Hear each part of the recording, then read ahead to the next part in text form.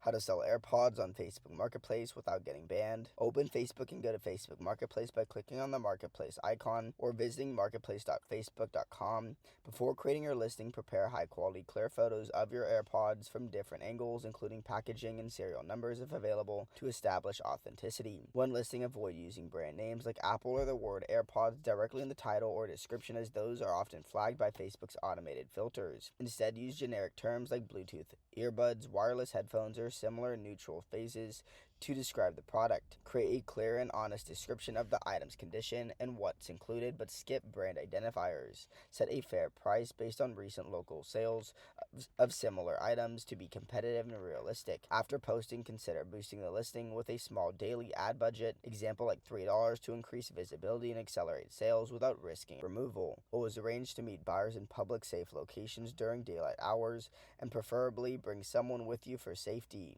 If your listing gets flagged or removed, try reposting with slightly modified wording and photos. Always avoid direct brand mentions. Keep your Facebook account in good standing by following marketplace rules, avoiding spammy reposts, and engaging honestly with buyers. Subscribe.